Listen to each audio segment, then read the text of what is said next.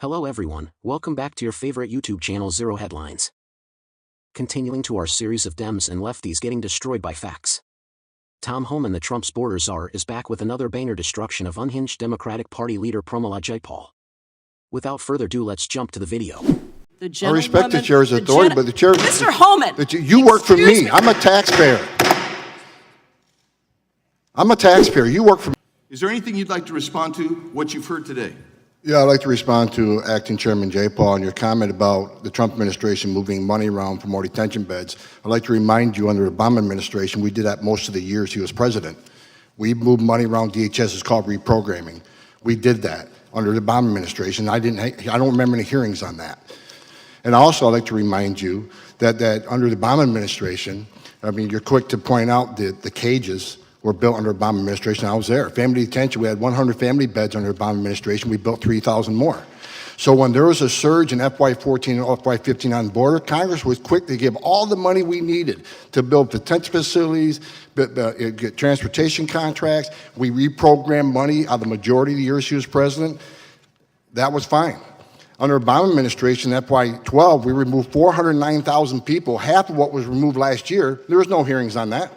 So this is about transparency. Let's be factual about it. The time of the gentleman has expired. Since you did address some comments at me, I'll just say that I didn't like it under the Obama administration either. In fact, well, be honest with the American people. You can't point out faults in the Trump administration when it happened under the Obama administration. That's dishonesty.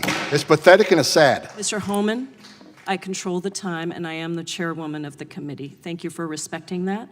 I didn't like it under the Obama administration, and I'll remind you, Mr. Homan, that you also testified before Congress in support of the Obama's Priorities Enforcement Program before the Senate Judiciary Committee on May 19th, 2016, which had a very different approach. Well, can I respond to that? Can I respond to that? No. Of course not. And Mr. Homan, I want to give you some time, but I do want to ask one quick question, and I want to make one quick statement.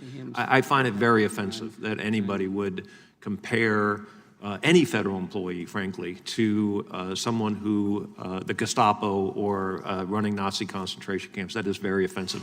I have 15 seconds and I yield it to you. Thank you for saying that. I wish somebody in Democratic leadership would say that out loud.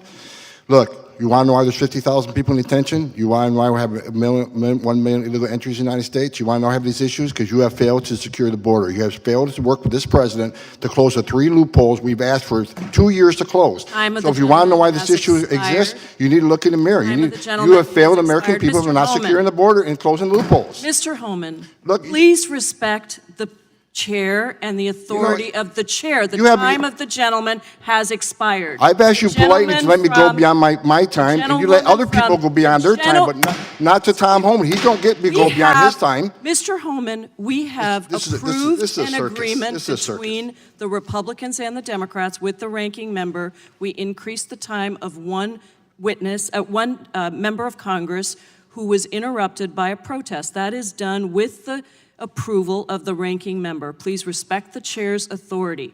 I respect the chair's authority, but the chair... Mr. Homan! You work for me. I'm a taxpayer. I'm a taxpayer. You work for me. Ms. Homan, again, been one of them days you've sort of not had time. I appreciate it. First of all, I think everybody needs to be reminded, entering this country illegally is a crime. There's no prerequisite. You got to commit yet another crime to enforce the law. That's the law you enacted. A young lady over here mentioned 26 deaths in ICE custody. Wrong. That number's 9, and 1's too many. But out of the majority of those 9 deaths, which is the lowest of any federal and state facility, most of them died within days of detention. It wasn't ICE's fault. They came in ICE's custody in bad condition. So, and the year before that, majority more heart attacks. I don't know how heart attacks happen across this country every day. I don't know how you prevent that. So 9, not 26. And finally, I'll say this, sir. Your comment about me wanting to assault a lawmaker. Let me explain myself to that. Probably not the right thing to say, but I was angry. Let me tell you why you're angry, because you or no one else in this room has seen what I've seen in my 34 years. You didn't stand in the back of a tractor trailer shot my 19 dead aliens that suffocated to death because the smuggler didn't care, including a 5-year-old boy. What do you think his last 30 minutes were like? I was there. I seen it, I smelled it, I saw it, and I had a 5-year-old boy at the time, and it changed me for the rest of my life. I've seen people who couldn't pay their smuggling fees get stabbed in the face 22 times. 31% of women are being raped crossing this border. Children are dying. Cartels are getting rich.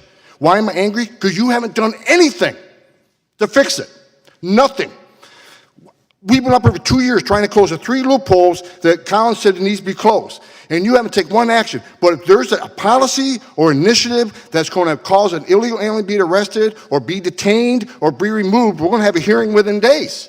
Within days. But I'm still waiting on a hearing on sanctuary cities because these people's lives have been changed forever. Where's the hearing on sanctuary cities? Where's the hearings? Where's the hearing on the asylum abuse? Where's the hearing on the TVPRA so we treat children from Central America better? That's why I'm angry, sir.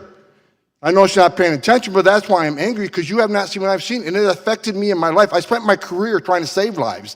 And when I see what's going on in the southern border right now, and you're ignoring it for political reasons, why not have a hearing on that? Why not fix the problem and close the loopholes? Why not do, there's no downside in securing our border. There's no downside in illegal immigration being decreased. There's no downside unless drugs come to this country. Opioids, I see opioids kill every man, woman, child 3 times. There's no downside in taking money out of the cartel's hands. None. I yield back. Mr. Jordan. Mr. Homan, the actions you took when you were director of ICE were entirely consistent with the law of the land, weren't they? Yes, when someone's prosecuted for a crime, the child can't go to jail with the parent. Yep. That happens to American families every day. Yeah, and if we, as you said, I think earlier, if we don't like the law, last time I checked, it's the folks sitting up here got to change it. Yeah. And you've offered, I think, no more than 4 times 3 changes to the law that would help the situation. Is that right?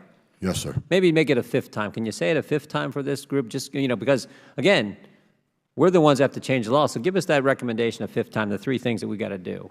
If we would close the loopholes in the TVPRA, where children in Central America are treated the same as children in Mexico, if we would change the Flores settlement agreement so we can actually detain families in family setting long enough to see a judge and plead their case, if we can change the rules of asylum so it makes more sense so 90% of the people don't pass the first interview and a lot fewer pass in front of a judge, those 3 things would mean would make a big difference on the border and decrease the illegal entry. Because those 3 things go to the heart of the matter. They go to the incentive. Is that right? They go to incentive along with the other things, such as talking about abolishing ICE, having no detention, free education, Yeah. free medical care, citizenship for those who are here illegally. When you keep offering incentives for people to come, sanctuary cities, come to this country, you'll be protected from ICE.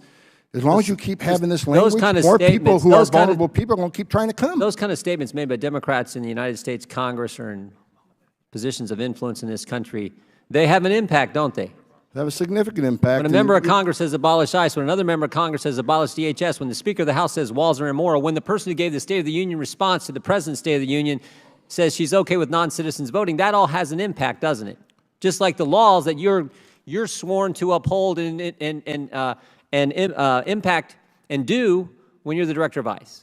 It has a significant impact, and if this would have been fixed years ago, we probably wouldn't have seen zero tolerance. We wouldn't see the conditions on the border today. But because the laws haven't been changed, because of the statements that have been made, there was a crisis. There is a crisis on the border. And that just didn't happen yesterday. Right? You think about this. There was a crisis. The administration asks for help. Democrats say it's contrived, it's manufactured, it's fake, it's not real. Then when the crisis, the real crisis, gets actually worse, the Democrats blame the administration for the very crisis they helped create by the things they said and the fact it won't change the law. But somehow, it's your problem. Somehow, it's the president's problem. And we have Ms. Costello, who went down there, her team went down there and looked this all over as the Inspector General, said there's some concerns that she has, and the cause of the concerns they're trying to ascertain. Now, she also said agents are doing, I think your statement was, agents are doing their level best. Is that right, Ms. Costello? That's the experience of our inspectors. So the Inspector General goes down there with your team, and you conclude the agents, the people that Mr. Homan used to represent, are doing their darn best they can do, but they're overwhelmed. And then you also said in your statement, in your answers a few minutes ago, you're trying to ascertain the cause. Well, that's pretty simple to figure out the cause. It's the numbers. In October, 60,000 apprehensions and inadmissibles on the border, October of last year. You know what it was in May of this year? 144,000. We know the cause. They're all coming. And they're coming because things the other side's saying and the fact we won't change 3 fundamental things in the law. And it also might help, Mr. Homan, it also might help, because these are the ones that, these are apprehensions, these people presenting themselves at ports of entry. It also might help if we build a border security wall, right? Instead of having the Speaker of the House say they're immoral, even though there's one in her state, it might actually help if we built the border security wall that the American people voted this president in office to do. It might actually help if we did that. Would you agree, Mr. Homan? Absolutely. Every place they built a border barrier, every single place they built a border barrier, illegal immigration decreased. Yeah, it would help with some of the tragic things that we have heard about, tragic situations that we've heard about the last couple of days, this entire week in this committee, that no one wants to see happen. The young mother who lost her daughter, it's tragic.